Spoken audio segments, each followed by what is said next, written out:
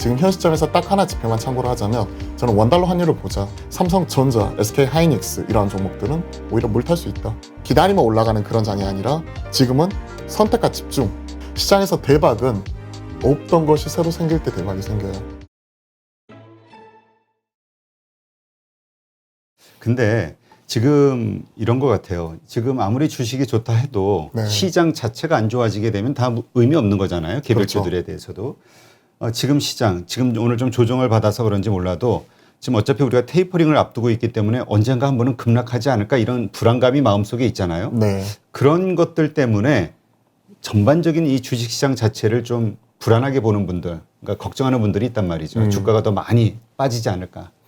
복잡하게 많은 그 지표를 갖다 붙일 수가 있어요. 뭐 경기 선행지수가 있을 것 같고, 뭐 기업의 실적, 그리고 뭐 포워드 PER을 비롯한 이런 관련 밸류 관련 지표들 많이 있을 것 같은데, 시청하고 계시는 시청자 여러분들 그리고 개인 투자자분들이 지금 현 시점에서 딱 하나 지표만 참고를 하자면 저는 원달러 환율을 보자라고 같이 말씀드릴게요. 제 표현을 빌리자면 시장의 방향타, 신호등이라고 말씀을 드리는데요. 원달러 환율이 하락하고 있는 구간에서는 지금은 두렵더라도 트레이딩 자체는 해도 된다라고 판단을 하고 있습니다. 지금 코스피는 경우 코스피가 정확하게 대략 한 50% 정도 올라왔죠. 그러니까 3200에서 지금 딱 이 구간이죠. 이렇게 보시면 될 것 같아요. 대략 50% 정도 지금 보시면 딱 이 구간인데요. 대략 잠시만요. 3290이 아니라 여기네요. 최근에 좀 조정이 나왔었을 때, 그러니까 9월부터 시작된 그 조정 같은 경우는 3200에서 그리고 2900까지 좀 강하게 떨어지는 모습이 나타났었죠. 딱 이 구간. 최근 흐름만 놓고 보면 지난 두어 달 사이에. 그러면 현 시점에서 큰 폭은 낙폭이 나온 이후에 지금 현 시점에서는 대략 약 50% 정도 되돌림이 나왔습니다. 딱 이 구간이죠. 그러면 대략 한 3060선 가까운 지금 자연적인 기술적인 반등 되돌림이 나왔었고, 50% 언더까지는 기술적 반등, 그리고 50%를 넘어서는 순간부터는 전 되돌림이라고 표현하는 걸 즐겨하는데요. 현 시점까지는 지금 자연스럽게 나타날 수 있는 저가 매수세 들어오면서 나타나는 기술적 반등이 나왔었고요. 그 구간 동안에 원달러 환율은 단기 1201원을 찍고 나서 지금 1170원대 밑까지 지금 떨어지는 모습이 좀 포착이 되기도 했습니다. 원달러 환율 같이 한번 체크해드리면 좋을 것 같은데 1170원까지, 어제는 1168원까지 떨어지는 모습이 포착이 되었었죠. 지금 보시면 1170원 80전 이런 모습이기 때문에 이렇게 말씀을 드릴게요. 복잡하게 이렇게 말씀을 드리는 것보다 원달러 환율이 여기에서 대략 1180원대 후반이나 90원대 넘어서는 순간부터는 그때는 조심해야 될 때입니다. 근데 원달러 환율이 1201원 고점을 찍고 나서 이렇게 떨어지고 있는 구간에서는, 그런 구간에서는 오히려 두렵더라도 계속해서 매매를 해야 된다, 이렇게 생각을 하고 있어요. 그렇기 때문에 많은 복잡한 지표가 있지만 원달러 환율 보시면서요, 원달러 환율 떨어질 때는 리스크 온 환경에서 사도 된다. 그러면 어떤 쪽을 사야 되느냐? 시장에서 지금 목소리에 귀 기울이다 보면 엔터, 미디어, 컨텐츠 게임이 강하구나. 근데 시장이 최근에 변동성이 크기 때문에 뭐 두 자릿수 급등하고 있을 때 바로 따라가기보다는 오히려 급등하는 1등 종목이 있으면 밑에서 올라오는 2등 종목이 있으니까 2등 종목을 노려보던지, 아니면 이쪽이 계속해서 시장을 끌고 올라가는 게 아니라 이번 주 월요일 같이 조정이 나왔을 때 그때 용기를 내서 한번 들어가 볼 수는 있겠다라고 말씀을 드려볼게요. 네. 지금 SK 하이닉스 같은 경우는 외국인 매수도 좀 들어오고 하면서 강한 모습을 보였단 말이에요, 최근에. 맞아요. 근데 이제 삼성전자는 빌빌거리고 있어요. 네. 지금 뭐 79,000원대 사신 분이 지금이라도 물타기 해야 될까요? 라는 질문을 주셨는데 이건 어떻게 보세요? 삼성전자. 저 길게 보면 물타기 할 수 있다고 생각을 해요. 삼성전자, SK하이닉스 그 둘 중에 그 배타는 그 탄력도 측면에서는 SK하이닉스가 클 수 있지만 지난 20년간 이런 부분을 뒤집어 좀 생각을 해보면 삼성전자가 그 답이 되지 않을까 생각을 합니다. 즉 이익의 증액 구간에서는 지난 20년 동안 1등주인 삼성전자가 실망을 준 적은 없었어요. 물론 이번에 실적 보시면 그 15조 8천억 기록을 하면서 역대 두 번째 이런 영업 이익을 기록할 정도로 이익은 좋았지만 오히려 3분기를 피크로 해가지고 4분기, 1분기, 내년 2분기까지는 최소한 3분기 연속에서 감익이 될 수 있다 하는 피크 아웃에 대한 우려감 때문에 주가는 계속 떨어지는 모습이잖아요. 그런데 길게 바라보시는 분, 최소한 6개월에서 1년 이상을 바라보시는 분들 입장에서는 오히려 이렇게 실적과 그리고 주가가 다이버전스가 이렇게 크게 벌어졌을 때 장기 가치 투자할 수 있는 적기가 되는 거죠. 그러면서 앙드레 코스톨란이 개와 주인은 우화 이런 부분 말씀드렸잖아요. 주인이라고 하는 펀더멘털 자체는 견고하게 앞으로 가고 있는데 그 같이 산책하고 있는 강아지가 뒤로 잠깐 밀린다고 해가지고 결국 목줄로 연결이 되어 있기 때문에 주인 따라 같이 갈 수밖에 없는 부분이잖아요. 그러한 부분을 생각을 하게 된다면 삼성전자 뭐 이런 부분 같은 경우 나쁜 주식이지만 그래도 결국 왕은 돌아오게 되어 있어요. 그런 부분 생각을 해보자. 그러면 삼성전자, SK하이닉스 이러한 종목들은 오히려 물 탈 수 있다 생각을 하고 있습니다. 근데 이제 물을 타도 네, 그 지금 우리 보듯이 이런 어떤 주식들처럼 아주 액티브한 어떤 상승세가 금세 나올 거로 기대하면 안 되겠죠. 그렇게 기대하면 안 돼요. 왜냐하면 이 결국 시장에서 이런 단기 다운 사이클이 끝나는 시기를 내년 하반기로 보는 거잖아요. 빠르면 내년 3분기 아니면 내년 4분기 이런 것들을 보는 건데 주가라는 것 자체는 이런 주가는 이 업황의 바닥을 대략 한 개에서 두 개 분기 정도, 최소한 두세 분기 정도, 보통 테크 기업들은 선도해가지고 먼저 움직이는 경향이 강하거든요. 그러면 내년 3분기를 보게 되면 내년 3분기에 만약에 시장이 돌아선다. 그러면 실질적으로 내년 1분기가 투자가 적기가 되는 거고요. 내년 4분기가 돌아서는 시점이다. 그러면 내년 2분기가 적기가 되는 거죠. 그래서 그 구체적인 타이밍 자체는 알 수는 없지만 우리 개인 투자자분들은 시간이라는 무기가 있잖아요. 맨날 우리 펀드 매니저처럼 성과평가를 뭐 주 단위, 월 단위 이렇게 받는 거 아니잖아요. 분기 단위 받는 게 아니기 때문에 시간이 녹인다고 생각을 하게 된다면 내년 1분기가 될지 2분기가 될지 현 시점에 추정치이기 때문에 알 수는 없지만 현 시점에서 만약에 주가가 하루에 2% 삼성전자가 밀렸다. 그러면 조금씩 계속 분할로 담아갈 수 있는 것이죠. 그런 좀 전술적 대응 전략이 필요한 딱 그런 시기인 것 같아요. 네. 그러니까 자신이 사려는 종목 아까도 말씀하셨듯이 투자인지 트레이딩인지 그다음에 구분해야죠. 예, 자신이 정말 오랫동안 인내하며 그 견딜 수 있는 어떤 성향인지 여러 가지 좀 봐야겠네요. 돈이 좀 급하진 않는지. 네, 맞아요. 네. 자, 지금 조선주 모습이 어제 오늘 상당히 좋았어요. 세게 나왔어요. 네, 상당히 세게 나왔죠. 그러다 저 욕 보니까 많이 먹었습니다. 그것 때문에. 네. 조선주에 대해서 이렇게 그렇게 호의적이지가 않아서. 호의적이질 않아서. 맞아요. 네. 근데 그러다 보니까 지금 이제 철강주도 좀 움직이지 않을까? 다 이게 좀 흐름이 그렇잖아요. 이제 이런 기대를 갖고 있는데 지금 글 올리신 분은 이제 현대제철에 이제 물리신 것 같아요.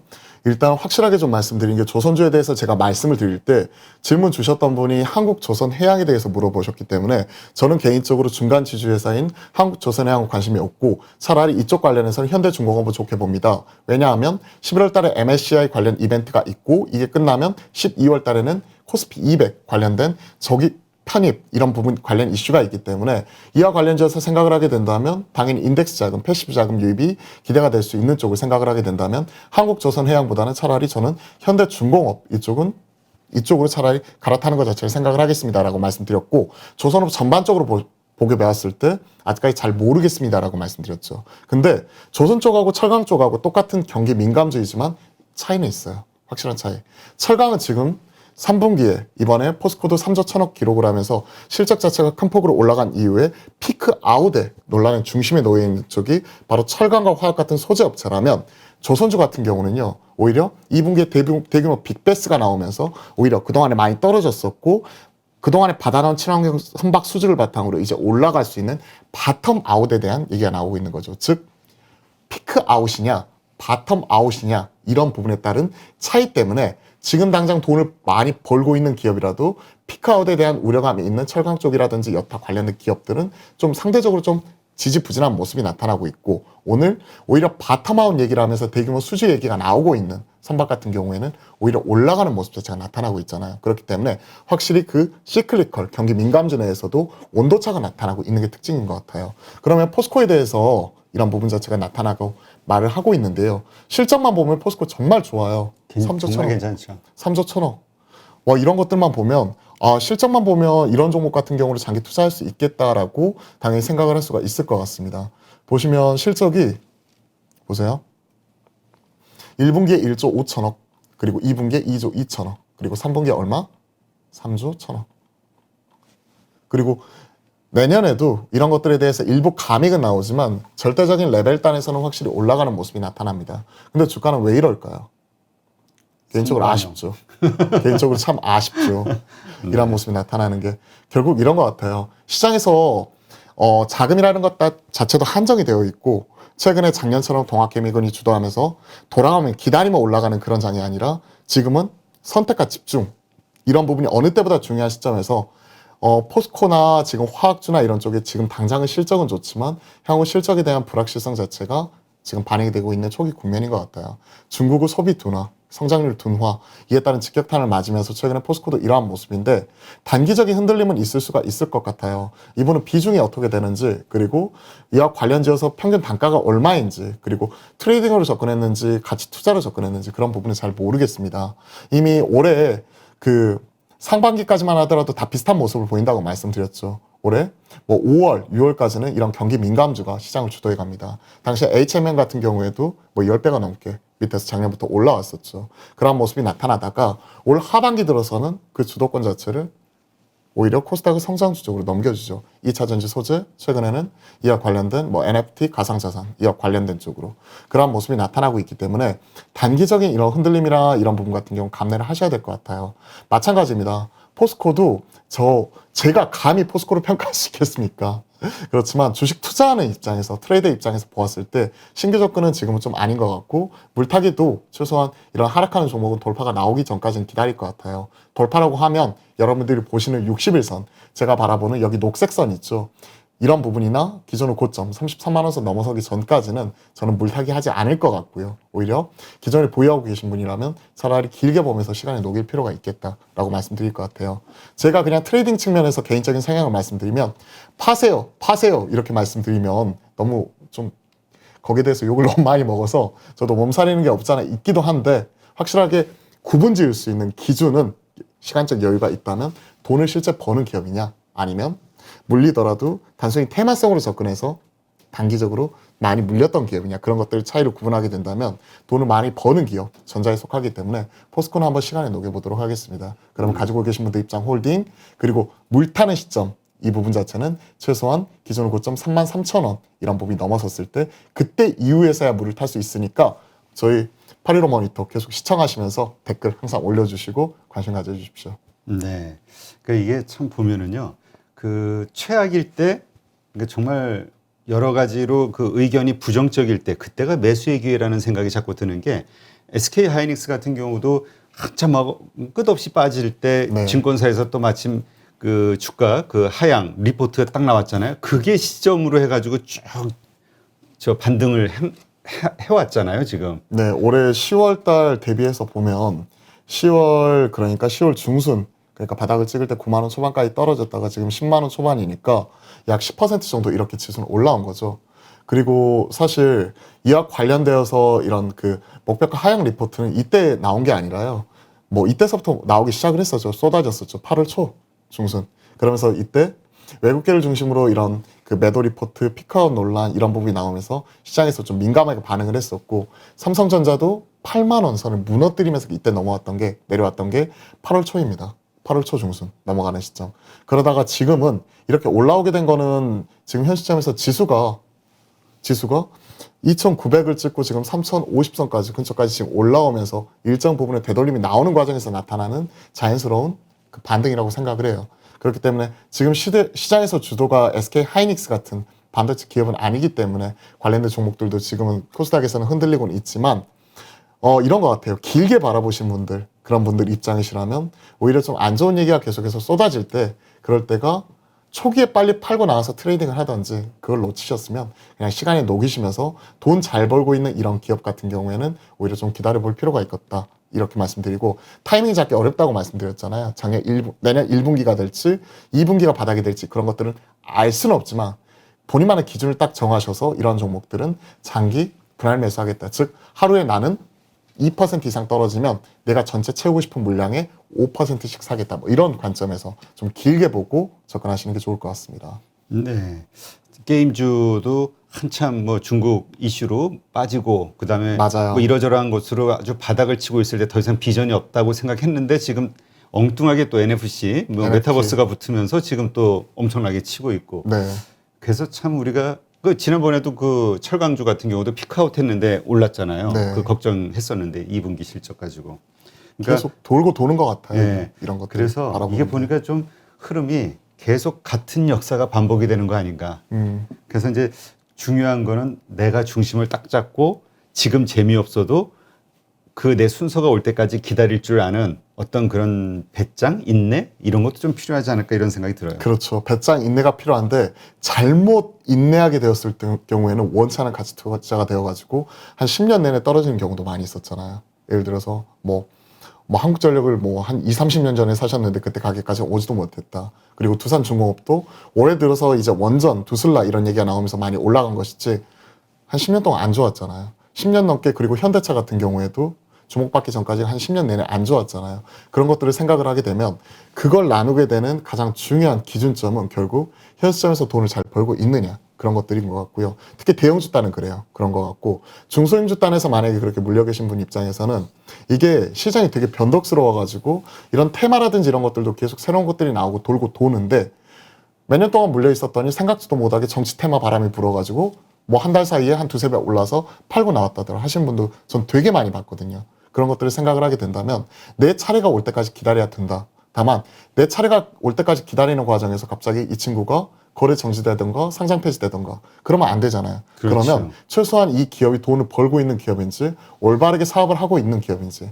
단순히 테마성으로 그냥 이것저것 신사업한다고 갖다 붙이면서 테마성으로만 묻혀가는 기업인지, 그 정도 최소한 구분할 수 있는 이런 눈을 가진 인사이트는 좀 필요하다고 생각을 하고 있습니다. 네. 일단 우리가 물리더라도 좋은 기업에 물려야, 그렇죠. 그래야 펀더멘털이 버틸 수라도 기업에 있죠. 물려야 버티죠. 네.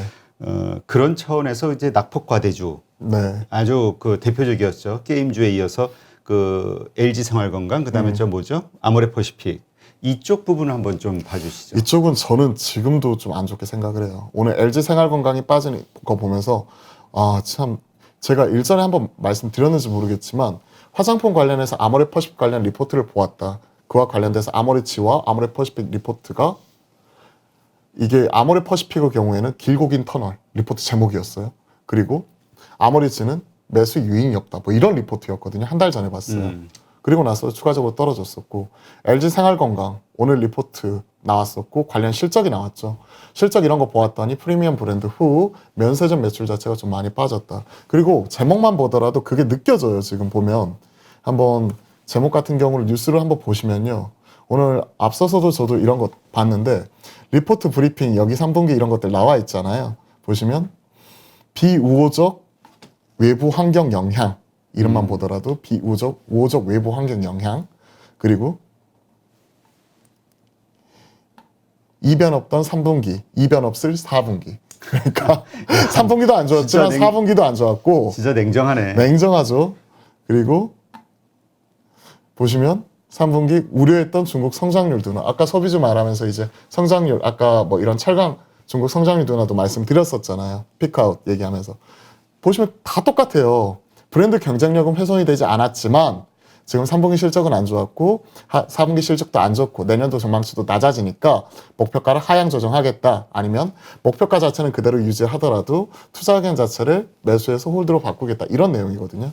그래서 이거 보면서 저는 일단 시장의 반응을 보자. 실적 안 나왔을 때 아니나 다를까 급락.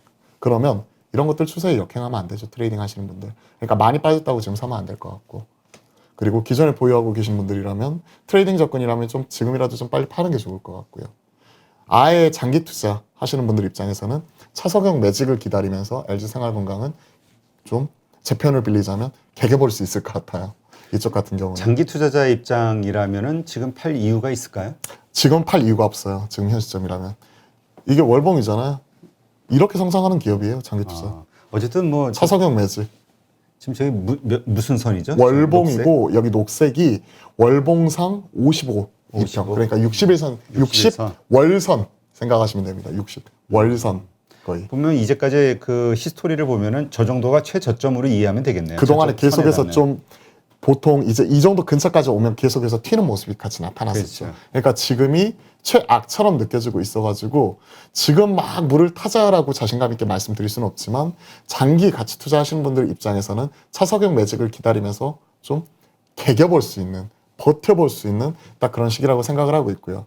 트레이딩이라면 이게 언제까지 빠질지는 저도 모르겠어요. 그렇기 때문에 추세에 역행하지 않는다는 측면에서 리스크 관리는 필요하다고 생각을 합니다. 아모레퍼시픽도 크게 다르진 않아요. 아모레퍼시픽도 LG 생활건강 이만큼은 아니지만 이번에 최근에 좀 되돌림이 나왔지만 지수가 올라오는 거 대비하는 기술, 자연적 이런 되돌림인 것이지 이 부분 같은 경우가 시장을 끌고 올라가는 그 힘이 느껴지진 않거든요.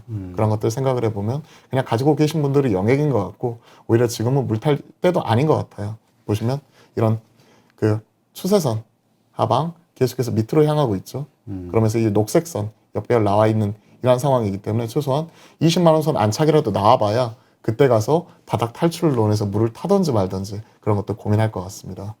그러니까 이게 우리가 리오프닝주 그래서 그 수혜를 받는 그 소비주로 해가지고 화장품에 대한 관심들이 커지고 있잖아요. 네. 하지만 리오프닝이라는 테마가 붙는다 하더라도 좀 상승하기는 어려울 수 있다. 이렇게 이 오프닝이라고 하더라도 우리가 쓰고 있는 마스크를 바로 벗을 것 같지는 않다라고 답변 드릴 수 그렇죠. 있겠네요. 하긴 지금 마스크 한참 더 써야 될 것 같기는 해요. 한참 더 써야 될 것 같고 그리고 우리가 이 코로나가 그리고 언택트 사회가 많은 것들을 바꾸어 놓았잖아요.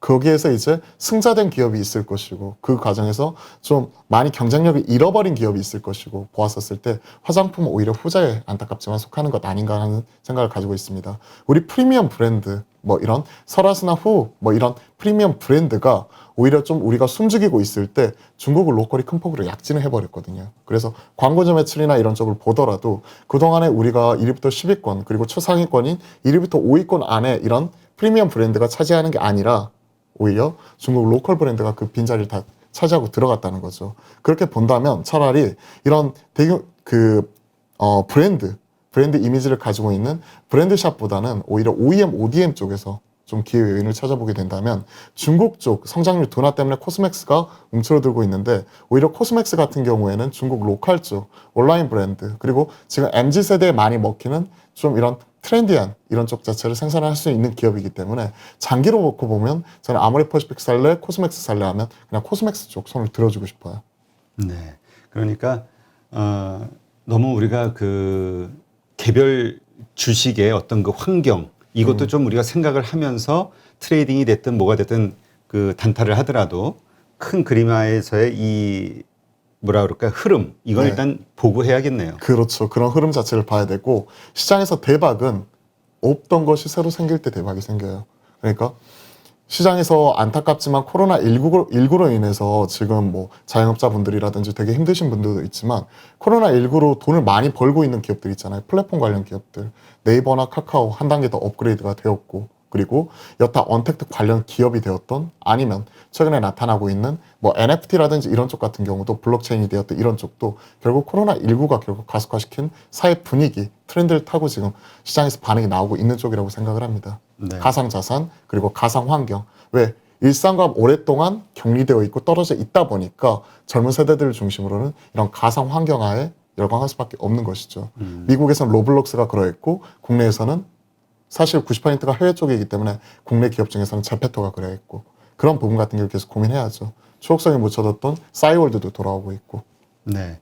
지금 그런 차원에서 개별단 주식을 보기 참 힘드니까 네. 또 언제 또 이게 급등락이 계속 이루어지니까 불안하고 그래서 이 메타버스 ETF 뭐 수익률 지금 탑이라고 맞아요. 뭐 그럴 그러긴 것 하던데 같아요.